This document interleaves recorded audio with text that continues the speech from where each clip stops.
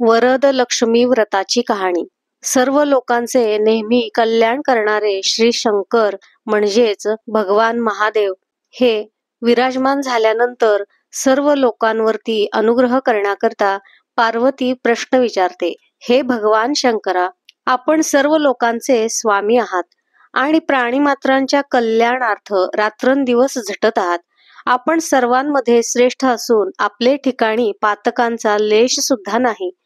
तरी आपणाला मी पुण्यकारक अत्यंत गुप्त गोष्ट विचारत आहे. ती कृपा करून तुम्ही मला सांगावी. ती गोष्ट ही की हे जगतप्रभो, एक वरदलक्ष्मी नावाचे व्रत मी ऐकले आहे. त्याचा विधी आणि महिमा काय ते मला सविस्तर सांगावे. पार्वतीचा हा प्रश्न ऐकून श्री शंकर म्हणतात, हे पार्वती, वरदलक्ष्मी व्रत हे सर्व व्रतांमध्ये उत्तम असे व्रत असून अत्यंत सौभाग्य देणारे असे आहे. ह्या व्रताचे आचरण केले असता तात्काळ सर्व प्रकारची संपत्ती प्राप्त होते. पुत्र पौत्रादी संततीची वृद्धी होते. हे पार्वती, ज्यावेळी श्रावणातील पौर्णिमेस शुक्रवार येतो त्या पौर्णिमेपासून स्त्रियांनी या महालक्ष्मीचे म्हणजेच वरद लक्ष्मीच्या पूजेला व्रताला आरंभ करावा. हे ऐकून पार्वती पुन्हा विचारते, देवा, त्या व्रताचा विधी काय? देवता कोण आहे व पूर्वी कोणी कोणत्या प्रकारे याचे आचरण केले ते सर्व सांगावे. शंकर म्हणतात, हे पार्वती, अत्यंत पुण्यकारक वरदलक्ष्मी व्रताचा इतिहास मी तुला सांगतो. हे सुंदरी, तूही त्या देवीच्या आराधनेत कोणत्या प्रकारे तत्पर होशील तेही कथन करतो. कौंडिण्य नावाचे एक नगर असून त्या नगरामध्ये ज्याच्या सभोवताली सुवर्णांचा कोटा आहे आणि अग्नीप्रमाणे तेजपुंज असे एक मंदिर होते.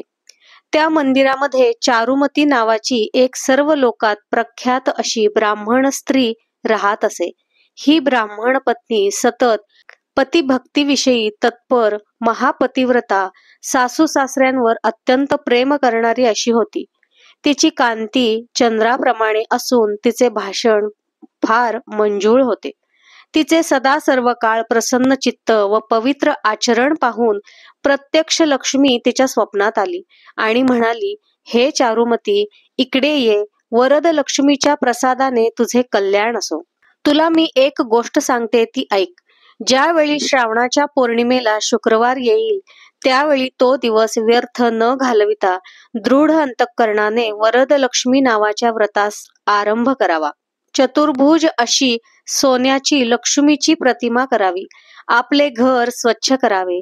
सगळीकडे तोरणे बांधावीत. तशाच विविध रंगांच्या रांगोळ्या काढाव्यात. त्या दिवशी पूजेकरिता नवीन भांडी घ्यावीत. पूजेची जागा पूर्व दिशेला किंवा ईशान्य दिशेला ठेवावी. भूमीवर स्वस्तिक काढून त्यावर एक शेर गव्हाची रास करावी. त्या राशीवर नवा कलश ठेवावा. त्यामध्ये तांदूळ भरावेत. कलशाभोवती वस्त्रे गुंडाळावीत.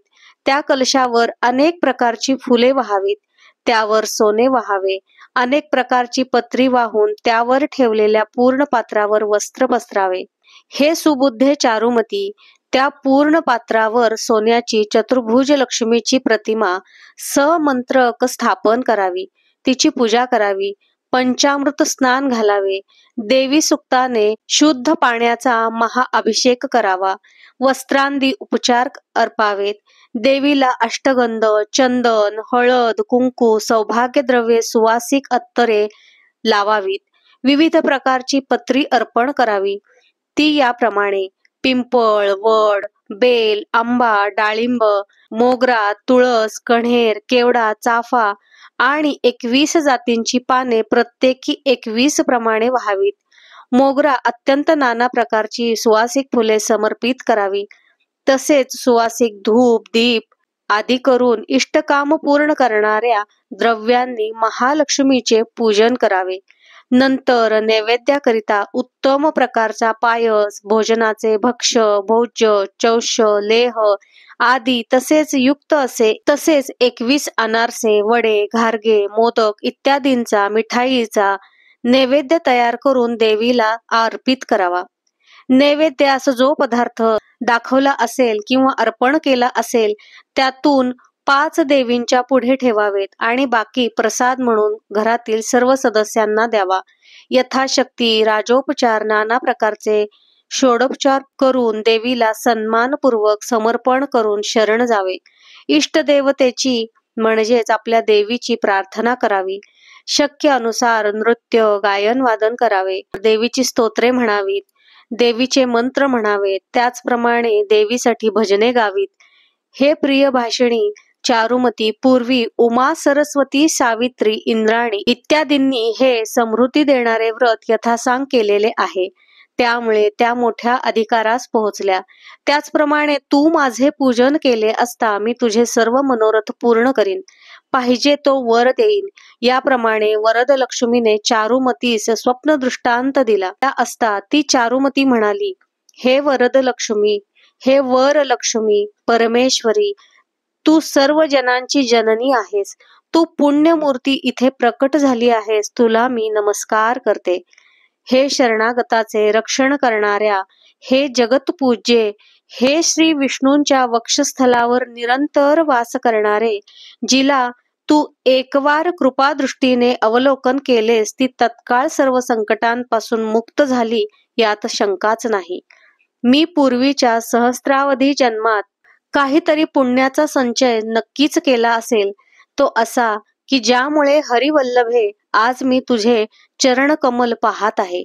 याप्रमाणे चारुमतीने गौरवपूर्वक स्तुती केल्यानंतर जगदंबा वर लक्ष्मी हास्य करून अनंत वर देती झाली. असे स्वप्न पाहून चारुमती तत्काळ मोठ्या गडबडीने जागी झाली आणि आपल्या सर्व आप्तवर्गाला हे आनंददायक स्वप्न कथन केले.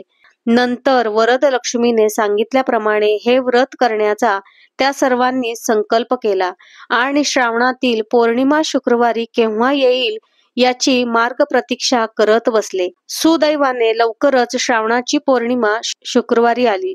मग त्या दिवशी चारुमतीसह तिच्या आप्तवर्गातील सर्व स्त्रिया प्रसन्न मुद्रेने स्वच्छ सुंदर विविध उंची वस्त्रे धारण करून गव्हाच्या राशीवर तांदुळांनी भरलेला कलश स्थापन केला. त्यावरती सुवर्ण प्रतिमा मांडून यथाविधी वर लक्ष्मीची पूजा करून प्रार्थना केली. हे कमलासने, हे हातात कमळ धारण करणारे, हे सर्व लोकापूज्ये, हे नारायणे, हे प्रिय देवी, तू निरंतर आमच्यावर प्रीती करणारी अशीच आहे. या मंत्राने पूजेच्या उपचारातील प्रत्येक वस्तू अनुक्रमाने कलशात टाकून वरद लक्ष्मीची पूजा करून उजव्या हातात वर सूत्र दिले. ह्या वरलक्ष्मीच्या प्रसादाने चारुमती प्रसन्न अंतःकरण होऊन क्षुधितांना अन्नदान करण्याविषयी व आप्त कुटुंब वर्गीयांच्या पोषणाविषयी तत्पर झाली.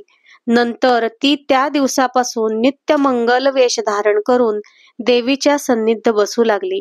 याप्रमाणे वर लक्ष्मीचे ठिकाणी तिची भक्ती जडल्यामुळे तिला मोठमोठाले मोत्यांचे हार, जवाहिरांचे अलंकार अंगावर धारण करण्यासाठी वैभव प्राप्त झाले.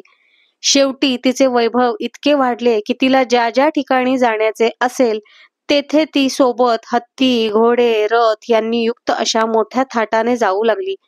नंतर तिच्या ज्या निरनिराळ्या मैत्रिणी तुला एवढे वैभव कसे प्राप्त झाले विचारित असे, त्यावेळी चारुमती त्यांना मोठ्या प्रेमाने हे वरद लक्ष्मीचे व्रत सांगत असे. सूत सांगतात की यावरून हे व्रत खरोखर अत्यंत गुह्य आहे. याचे जो कोणी मानव आचरण करेल तो आपले अत्यंत कल्याण झालेले पाहिल. चारुमतीने हे व्रत केल्याने तिचे सर्व मनोरथे पूर्ण झाली. या वरद लक्ष्मीच्या पूजेने ती सर्व लोकांमध्ये पूज्य होऊन चिरकालपर्यंत तिला मोठे वैभव प्राप्त झाले. तिच्या ज्या ज्या मैत्रिणींकडून हे व्रत तिने करवले त्यांना देखील आपल्याप्रमाणेच तिने श्रीमंत होताना पाहिले. असे हे पुण्यकारक व्रत सर्व स्त्रियांनी भक्तिपूर्वक केले पाहिजे. जे हे भक्तीने आचरण करतील, जे हे व्रत करतील त्यांना विपुल भोग, अखंड लक्ष्मीची प्राप्ती होईल. हे सर्व व्रतांमध्ये श्रेष्ठ असे पुण्यकारक शुभ वरद लक्ष्मीचे व्रत हे जे नर नारी करतील ते आपल्या पायांनी स्वर्गास जातील. जे कोणी नित्य स्वस्थ अंतःकरणाने हे लक्ष्मीचे चरित्र मुखावाटे गातील किंवा श्रवण करतील त्यांचे घरी वर लक्ष्मीच्या प्रसादाने धनधान्यांची समृद्धी होईल. हे भविष्योत्तर पुराणांतर्गत वरलक्ष्मीची कथा संपूर्ण.